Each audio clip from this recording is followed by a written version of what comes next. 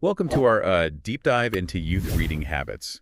Using it over this Reddit thread, and it really caught my eye. It's about this Guardian article about a pretty dramatic drop in young people enjoying reading, just for fun, Yeah. especially in the UK.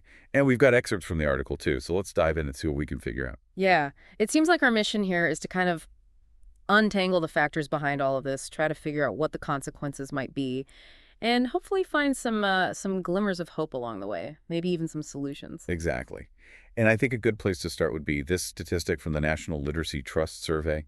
They found that only 35% of 8 to 18-year-olds in the UK say they enjoy reading in their free time. That's the lowest it's been in the 19 years they've been doing this survey. Wow, that's a pretty stark number.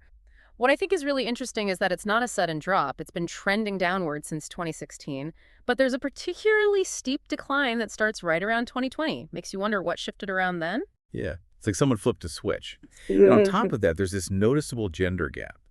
Only 28.2% of boys enjoy reading compared to 40.5% of girls. That's a pretty big difference. What are your initial thoughts on that? Well, the Reddit thread offers some interesting theories. Some people are saying that passive hobbies like reading are seen as more feminine. And then there's this idea that boys are often kind of steered towards more group activities. Do you think there's something to that? Yeah, I think there's definitely a conversation to be had there, especially about whether boys are finding books that speak to their experiences. If they're not seeing themselves in the stories they read, maybe it's harder to get hooked. That's a really good point. And Mhm. while the Reddit thread is giving us all these personal perspectives, which I think are super valuable, the National Literacy Trust Survey gives us this bigger picture view. It shows that enjoyment of reading directly correlates with having better reading skills. Actually, kids who enjoy reading are twice as likely to have above average skills. That makes a lot of sense to me. The more you enjoy something, the more you're going to do it. Yeah. And naturally, the better you're going to get at it. It's like anything else, right? Exactly. And it goes beyond just, being good at reading tests in school. The survey also shows that reading for pleasure helps kids to relax, feel happier, learn new things, and even understand different viewpoints and cultures. Oh, yeah, absolutely. Yeah.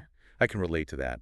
Getting lost in a good book is such a fantastic escape and a great way to expand your horizons. Mm. Speaking of escapes, though, one Redditor brought up something really interesting. The biggest drop in reading enjoyment lines up almost perfectly with the start of the pandemic and those lockdowns back in 2020. Could that be more than just a coincidence? That's a really critical observation. School closures, kids not being able to get to libraries, all the disruptions to learning routines, it makes sense that those things could have had a big impact on reading habits. And what's even more concerning is that the kids who might have fallen behind during that time haven't magically bounced back in the years since. It feels like this could be an issue that sticks around for a while. What are your thoughts on that? It's definitely a real possibility. And of course, we can't ignore the giant phone in the room, can we? Right? The Reddit thread is full of comments about smartphones and all of the digital distractions out there.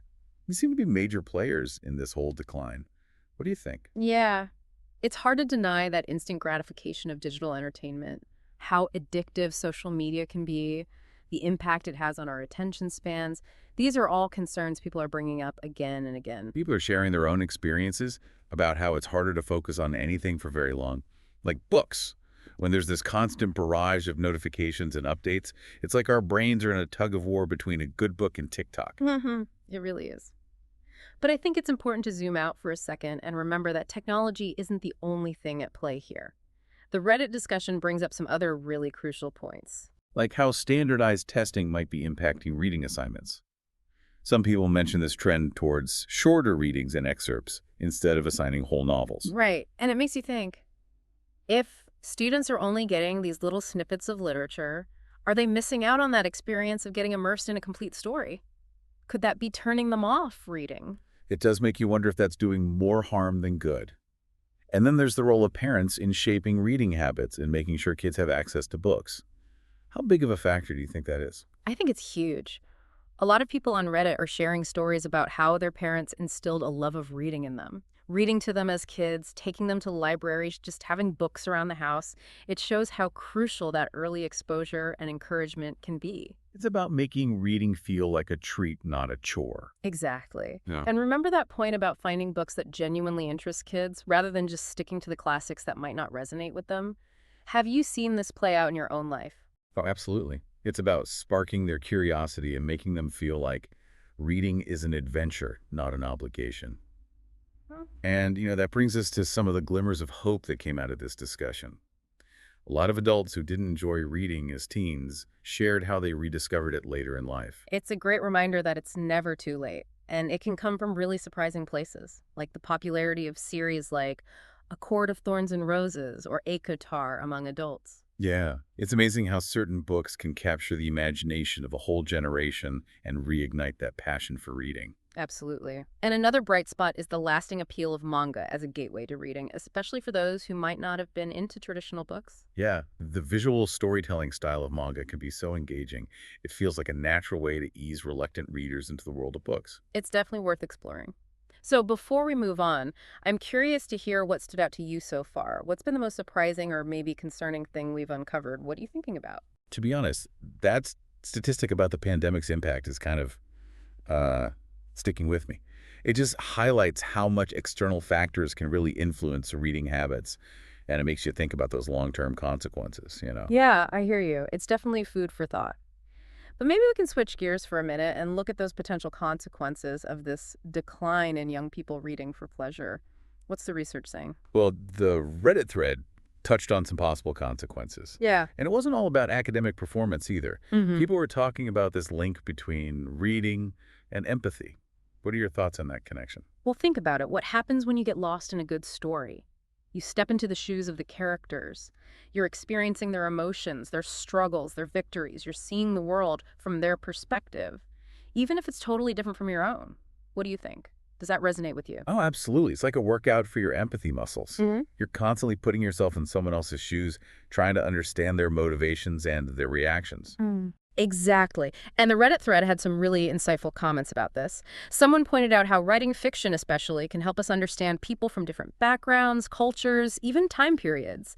It broadens our understanding of the whole human experience. So the more we read, the better equipped we are to navigate, the complexities of relationships and understand what's going on in society. Exactly. And that leads us to another really important point that came up in the discussion, the link between reading and critical thinking skills. Oh, yeah. The ability to, analyze information, Oh, form your own opinions, yeah. and not just accept everything you see or hear at face value. Right. Reading encourages you to question things, to evaluate different perspectives, Yeah. and to draw your own conclusions based on the evidence you're given. And wouldn't you say that this is even more important now than ever? Oh, absolutely. With all the misinformation out there, the constant flood of information coming from every direction, it's so crucial to be able to filter through it all and, separate fact from fiction. Exactly. And the Reddit thread actually had some pretty strong opinions about what might happen if those critical thinking skills continue to decline.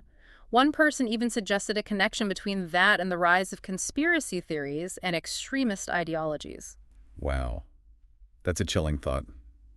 It really underscores how vital reading is, not just for, personal development, but for the health of our society as a whole. It really does make you think, if we're not equipped to think critically and have those meaningful conversations, how can we address these complex challenges we're facing? So where does all this leave us? We've uncovered some pretty concerning trends, talked about some potentially serious consequences, but I'm still holding on to that glimmer of hope we discussed earlier. Me too. It's never too late to rediscover the joy of reading. Even small steps like making an effort to put your phone down more often or working reading into your daily routine can have a big impact. It's a great reminder. And what about for those of us who want to encourage reading in our families or communities? Did the Redditors have any advice? Oh, they had a ton of great ideas. Reading to children from a young age, setting up a cozy reading nook at home, even starting a family book club were some things that came up. What about you? Have you tried any of those? Those are all fantastic ideas. Hmm. It's all about making reading feel fun and engaging, not like a chore. Absolutely. And remember what we said about finding books that genuinely interest kids. Don't be afraid to let them explore different genres, different authors. Maybe they'll be drawn to graphic novels, manga, or even nonfiction on topics they're passionate about. Right. It's about nurturing that natural curiosity and helping them develop a lifelong love of learning. It shouldn't feel forced at all. I couldn't agree more. And for anyone who's struggling to find the time or the motivation to read, think about those adults who rediscovered their love for it later in life. There are so many online book clubs and communities now where you can connect with other readers, get recommendations, participate in challenges to stay motivated. That's such a good point. Sometimes a little inspiration and support from others is all it takes to rekindle that spark. Exactly. Now, as we start to wrap up our deep dive, I want to leave you with one final question to ponder. It really got me thinking. Okay, lay it on me. What is it? Well, so many of the comments in the Reddit thread touch on this thing we've been talking about, this idea that there's this decline in empathy and critical thinking, just generally in society. And it got me wondering, do you think there could be a connection there between that and the fact that fewer young people are reading for pleasure these days? Huh, that's a really big question. It feels like we've only just scratched the surface here. Yeah, it really does. It seems like our deep dive has maybe uncovered more questions than answers. But you know what?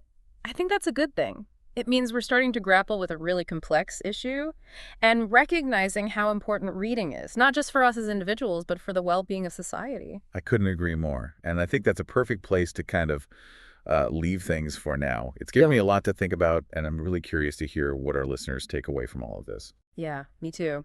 What resonated with you the most? What surprised you? What worried you? What inspired you? I think for me personally, I'm really struck by this idea that reading could be like a key to fostering empathy and critical thinking. And those are two things that feel more important than ever these days. That's a powerful observation. It makes you wonder if we're doing enough as a society to really, promote reading and literacy. For sure. It's definitely something to think about. It makes me want to be more intentional about my own reading habits and think about how I can encourage reading with the people around me. I love that. And remember, even small steps can make a big difference. Reading to your kids, supporting your local library, just sharing your love of books with others can have this ripple effect. Absolutely. So to everyone listening, thank you so much for joining us on this journey into the world of youth reading habits. It's been a fascinating and thought-provoking conversation. It really has. And I hope this deep dive has maybe sparked a new appreciation for the power of reading in all of us. Until next time, happy reading, everyone.